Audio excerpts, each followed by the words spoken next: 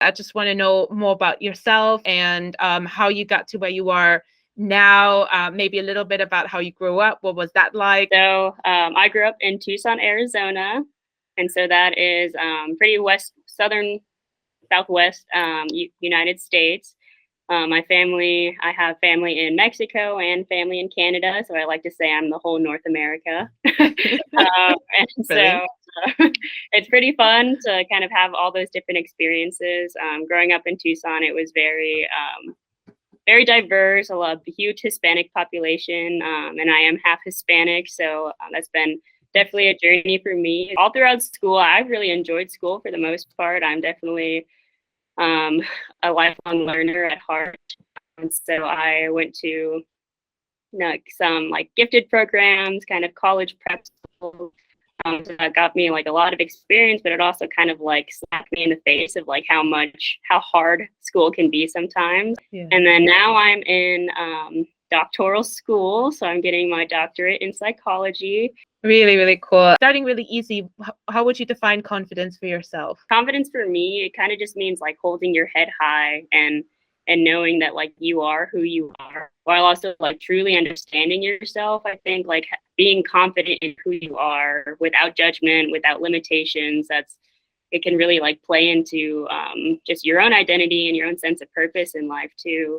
And I think, confidence, it plays a role in so many different areas. Like it tells us like what we can do or what we can't do, kind of based on like whether like we think it's a noble pursuit or not. Like, am I even able to do this? And so having confidence really like gives you the chance to like grab for those opportunities, just because like, why not do it? Perfect. But can I ask, so have you always been someone who was a very confident person? Or at what point in your life do you feel that you've developed that? Honestly, no, I wouldn't say I've always been a confident person.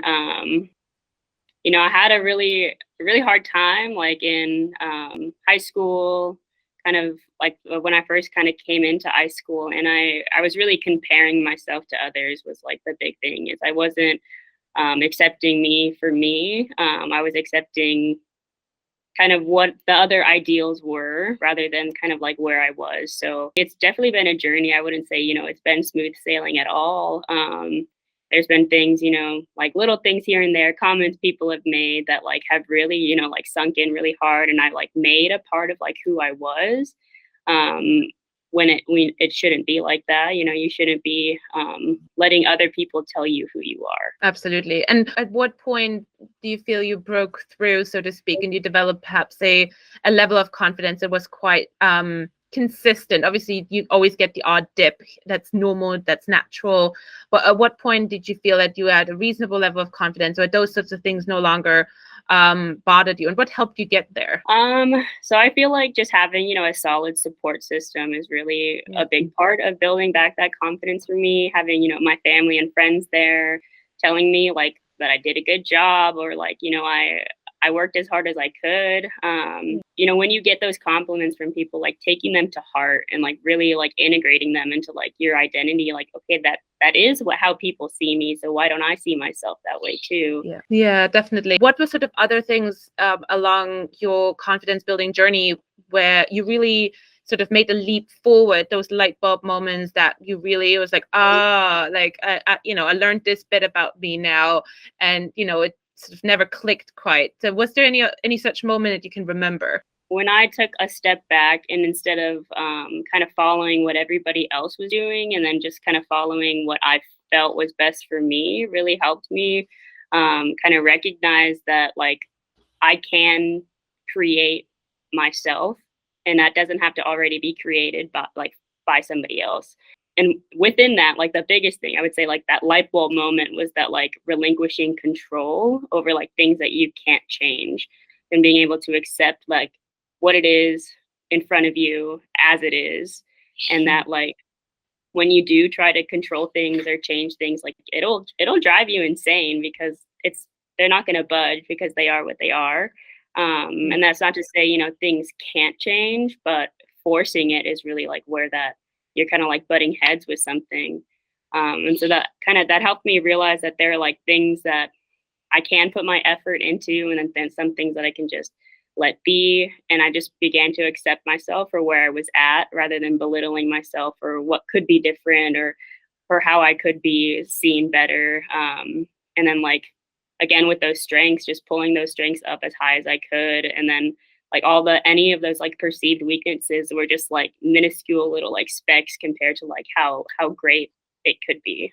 That's really, really cool. Oh, I love everything you say. It makes me really happy. What difference does confidence make to your life that when you weren't confident, or if you weren't confident, you couldn't do? Like going up to strangers and saying like a compliment towards them, and then that stranger suddenly like becomes a friend, and then that friend has like connections that you didn't even know you needed. Like that would not have happened if I wasn't like comfortable with just talking to random people and not like thinking that they're going to judge me in any way, or they're not going to also want to like know who I am.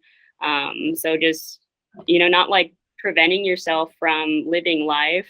And that like when you are confident, like you can just do those things, and it feels so much better, and it lets so much more light into your life than you even think could have happened. Yeah. Oh, that's really awesome. Thinking back, perhaps an even younger person than you are, but certainly there's many in your age group that would still really struggle with their confidence. What would be sort of your advice, your tip to them to get started? I think a lot of it is like fear of not becoming who you want to be. And a lot of times it's just that initial fear that like stops us, So it's really just like understanding that these feelings aren't going to be around forever, and that they're like, again, just only a little like blimp in like the grand scheme of your life. So like when you find people who, mesh with you, find people who like uplift your strengths, find your strengths, like understand that they are yours and you can own those.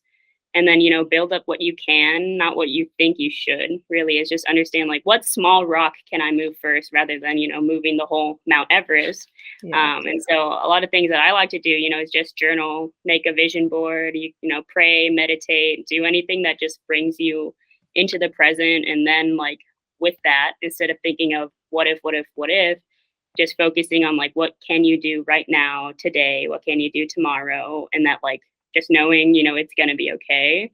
And like the biggest thing for me is just knowing that you are enough as you are now, that's like where you are is enough. Yeah. And that's a revelation in its own right, honestly. Given that you are in a university setting, and if you look at official stats, you would see that and we've surveyed certainly quite a number of young people, sort of ages 18 to 22, and about 90% of them would say that they would want more confidence. They don't feel particularly confident. And what's your own sort of personal experience, amongst your peers, or certainly going through university recently and still being in doctoral school? What's sort of your take on that generation? I'm a big supporter of disconnecting to reconnect. So kind of, getting off the device and seeing what's like truly in front of you. While like social media, yes, is a great way to, stay in touch with people, to share, funny things, funny videos. It can, it comes at a detriment once you start comparing, once you start thinking like, you're just scrolling through the rabbit hole. Oh, I wish I could do this. I wish I could do that. And then you don't do it. So you're just left with this feeling of bleh. Like, I see that, time and time again. I have my own, saved random videos that I'll never look at and just assume that I will, of things that, I want to do or I wish I could do. And so just being able to like understand that there is a life outside of our small screens. And then, when you're stuck kind of just staring at like just one thing at a time, one small thing, you're not seeing the bigger picture. You're not seeing, what those people's lives actually look like. That's just a staged video of somebody. And so I don't know, it's hard because obviously technology has become such a big part of our lives now, and it's not like we can get rid of it. But understanding that there are like some negative issues and negative effects that come with it, and being able to kind of separate from it. And like self-care, it's kind of like we almost need like a technology self-care book that like there are times when you just need to take a step away from it or know how to use it in a healthy way. Unfollow the people who make you feel like you're not good enough. Follow people who are posting things that actually like light up your life and make you feel good.